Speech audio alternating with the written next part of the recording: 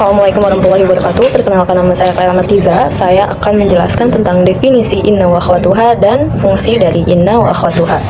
Baik, yang pertama, apa sih inna wa akhwatuha itu? Inna wa akhwatuha atau yang disebut dengan inna dan saudara-saudaranya adalah sekelompok haraf atau kata depan yang mendahului isim. Jika suatu jumlah ismiyah yang merupakan susunan mubtada dan khabar didahului oleh inna atau saudara-saudaranya, maka akan menyebabkan mubtada menjadi mansub disebut dengan isim inna dan khabar tetap marfu dan disebut dengan khabar inna.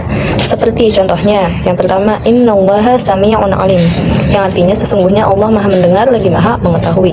Nah, kata sami' di sini berupa marfu dengan tanda domah, isim mufrad sebagai khabar inna. Apa sih itu isim mufrad? Isim mufrad merupakan termasuk kategori isim yang menunjukkan kata jamak, bentuk jamak maupun muzakkar atau muannas. Contohnya seperti muslimun, seorang muslim. Nah, itu isim mufrad. Yang kedua contohnya inna dina 'indallahil Islam, yang artinya sesungguhnya agama yang diterima di sisi Allah adalah Islam. Nah, kata Islam di sini masuk sebagai marfu' dengan domah, isim mufrad sebagai khabar inna. Fungsi inna wa akhwatuha itu fungsinya berupa menasabkan isim inna dan merofakkan khobar inna. Contohnya yaitu Ahmada ustadzun. Ahmada di sini merupakan isim inna dan ustadzun ini khobar inna. Jadi sebelum dimasuki inna, kalimatnya seperti ini: Ahmadu ustadzun, Ahmad seorang guru. Namun ketika sudah dimasuki inna menjadi inna Ahmada ustadzun, kata Ahmad berubah yang asalnya domah menjadi fathah. Nah, contoh yang kedua yaitu Muhammadan tilmidun. Muhammadan di sini isim inna dan tilmidunnya ini khabar inna. Sebelum dimasuki inna, kalimatnya seperti Muhammadun tilmidun, Muhammad seorang murid. Namun ketika dia dimasuki inna di depannya menjadi inna Muhammadan tilmidun. Kata Muhammad di sini berubah yang asalnya domah menjadi fathah. Yang termasuk ke dalam inna wa akhwatuha, yang pertama ada inna, artinya sesungguhnya. Fungsinya untuk penegasan huruf atau mengokohkan pembicaraan. Yang kedua ada ana, artinya bahwa fungsinya untuk penegasan huruf atau mengokohkan pembicaraan. Yang ketiga ada kana, artinya seakan-akan, fungsinya penyerumpamaan. Yang keempat ada lakina, artinya akan tetapi, fungsinya menyangkal. Terus yang kelima adalah ala, artinya semoga atau agar, fungsinya pengharapan. Terus yang terakhir ada laita, artinya seandainya, fungsinya berangan-angan.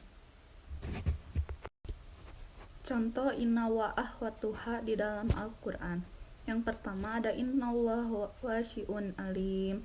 Allahnya di sini sebagai isim inna, wasyi'unnya sebagai khabar inna. Terus ada juga wa annallaha syadidul azab. Di sini Allahnya sebagai isim inna, khobar inanya yaitu syadidun. Terus ada juga di surat Al-Baqarah ayat 165 dan di surat Al-Baqarah ayat 181 yang artinya, maka barang siapa yang mengubah wasiat itu setelah ia mendengarnya, maka sesungguhnya dosanya adalah bagi orang-orang yang mengubahnya. Sesungguhnya Allah Maha mendengar lagi Maha mengetahui. Definisi jumlah fi'liyah. Para ulama atau pakar bahasa Arab telah mengemukakan definisi fi'il di dalam buku-buku mereka. Meskipun redaksi yang mereka paparkan berbeda satu sama lain, tetapi bisa dikatakan memiliki maksud yang sama. Jumlah fi'liyah menurut bahasa terbagi menjadi dua kalimat, yaitu jumlah yang artinya kalimat dan fi'liyah diambil dari kata fi'il dan ya nisbah. Adapun fi'il atau kata benda artinya al-hadz, kejadian atau peristiwa. Dan menurut istilah artinya kata yang menunjukkan suatu makna dan terikat dengan tiga masa, yaitu yang pertama masa lampau, yang kedua sekarang, dan yang ketiga yang akan datang. Sedangkan menurut istilah jumlah fi'liyah yaitu hiyallati tabda'u bi fi'lin wa takunu murakabatan min fi'lin wa fa'ilin au min fi'lin wa na'ibi fa'ilin. Jumlah fi'liyah adalah kalimat yang dimulai atau diawali dengan fi'il atau predikat dan tersusun dari fi'il dan fa'il atau subjek atau fi'il dan naibul fa'il. Fi'il di sini biasanya merupakan fi'il madi, tapi bisa juga menggunakan fi'il mudhari'.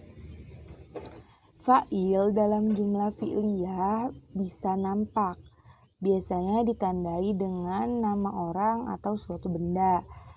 Bisa juga secara tidak nampak, biasanya itu jumlah fi'liyah dengan fa'il yang tidak nampak berada di tengah-tengah paragraf karena domirnya telah disebutkan di awal paragraf. Selanjutnya adalah contoh dari jumlah fi'liyah. Contoh yang pertama, kata koma sebagai fi'il yang artinya kata kerja. Jika dilihat dari segi waktunya, maka fi'ilnya adalah fi'il madi atau sudah dilakukan. Dan jika dilihat dari segi jenisnya, fi'il ini merupakan fi'il lazim atau kata kerja yang tidak membutuhkan objek. Sedangkan kata Zaidun menjadi fa'il atau pelakunya. Keduanya sudah termasuk kalimat karena tersusun dari fi'il dan fa'il walaupun hanya dua kata. Contoh yang kedua, kata yahluku sebagai fi'il, yaitu fi'il mudhari' atau kata kerja yang sedang atau akan dilakukan. Jika dilihat dari jenisnya, fi'il ini adalah fi'il muta'addi atau kata kerja yang membutuhkan objek. Kata Allahu sebagai fa'il atau subjek dan kata an-nasa menjadi maf'ul bih atau objeknya. Nah, jika tidak ada objeknya, maka kalimat ini tidak sempurna karena fi'il yahluku yang artinya menciptakan itu membutuhkan objek. Lanjut, contoh yang ketiga, kata duriba. Dari kalimat duriba Zaidun yang menjadi fi'il itu kata duriba, yaitu jenis fi'il majhul jika yang tidak disebutkan pelakunya atau kata kerja pasif. Maka dari itu Zaidun dinamakan naibul fa'il atau pengganti subjek jika diterjemahkan menjadi Zaid dipukul. Nah, dari contoh-contoh di atas yang telah saya sebutkan merupakan jumlah fi'liyah karena diawali dengan kalimat fi'il atau kata kerja.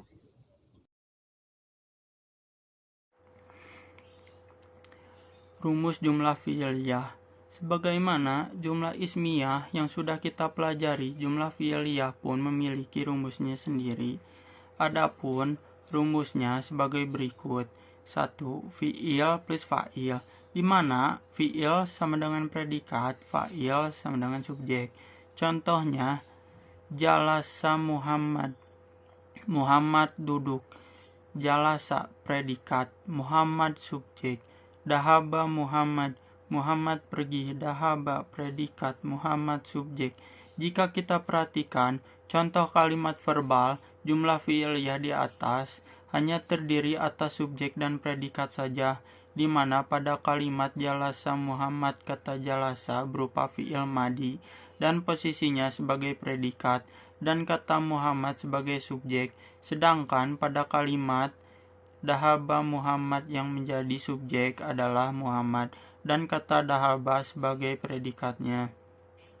Sederhananya, rumus pertama menunjukkan bahwa kalimat verbal bahasa Arab jumlah fi'liyah yang terdiri dari subjek plus predikat saja itu hanya berlaku kata kerja fi'il yang sama sekali tidak membutuhkan objek. Sedangkan apabila fi'il tersebut membutuhkan adanya objek, maka akan menggunakan rumus nomor 2. Fi'il plus fa'il plus maf'ul bih, di mana fi'il sama dengan predikat, fa'il sama dengan subjek, maf'ul bih sama dengan objek. Contohnya, qara'a Muhammadun Al-Quran, Muhammad membaca Al-Quran.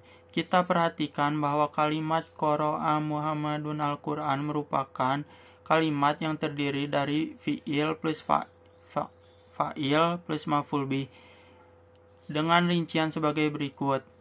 Qoro'a predikat, Muhammad subjek, Al-Quran objek.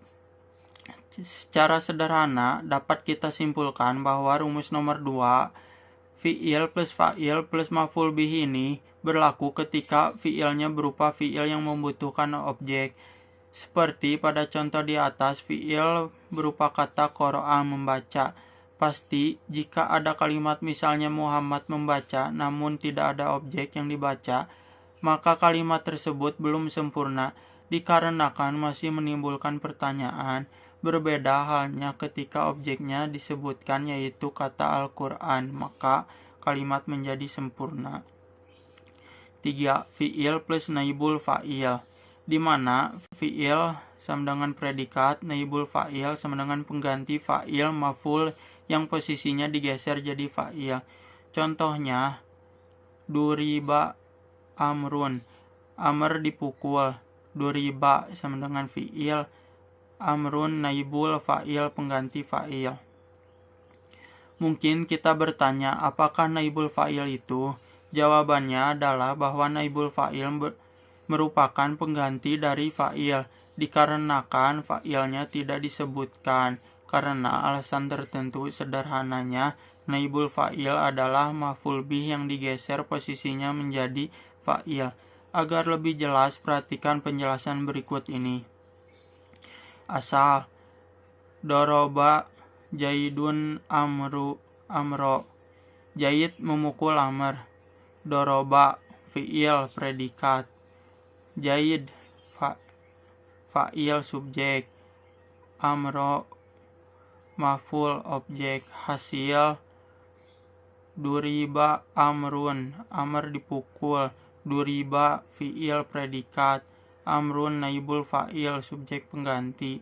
Kalau kita perhatikan antara kalimat pertama dan kedua, doroba Jaidun amro, Jaid memukul Amr, duriba amrun, Amr dipukul, maka kita dapati bahwa sesungguhnya yang terkena pukulan adalah si Amr.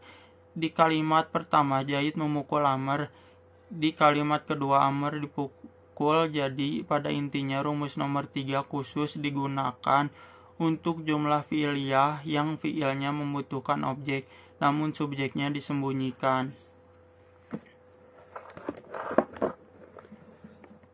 Jadi kesimpulan, berdasarkan beberapa penjelasan yang telah dipaparkan di atas, bahwa mubtada adalah isim yang dirafakan dan terbebas dari amil-amil lafdiyah, sedangkan khobar yaitu isim yang disandarkan pada mubtada sehingga menyusun sebuah jumlah. Serta inna adalah salah satu amil dari beberapa amil nawasib yang bisa masuk sekaligus mempengaruhi susunan i'rab mubtada, dan khobar wa ahwatahu adalah salah satu dari amil nawasib yang dapat merusak amalnya mubtada khobar.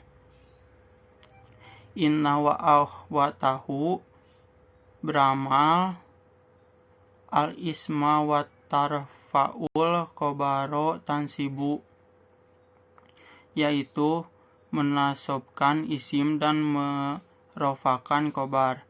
Inna dan saudara-saudaranya yakni kana, inna, anna, laita, lakina, la'ala. Pengamalannya sebaliknya.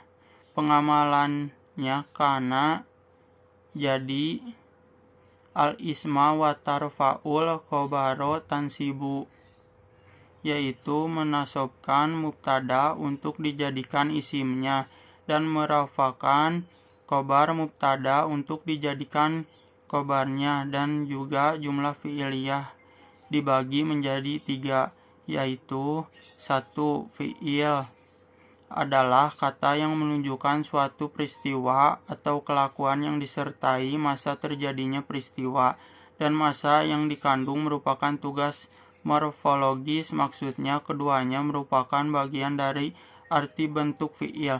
Sedangkan jumlah fi'iliyah adalah jumlah yang diawali dengan kalimat Fi'il terdiri dari fi'il kata kerja dan fa'il pelaku. Fa'il atau subjek adalah isim yang terletak setelah fi'il. Maklum kata kerja, aktif dan bekerja sebagai pelaku kata kerja tersebut. 2. Fa'il subjek adalah isim yang menunjukkan orang yang mengerjakan suatu pekerjaan dan kedudukannya dalam i'rab adalah marfu. 3. Maf'ul bih adalah isim mansub, isim yang berharkat fathah yang datang bersama dengan fi'il kata kerja.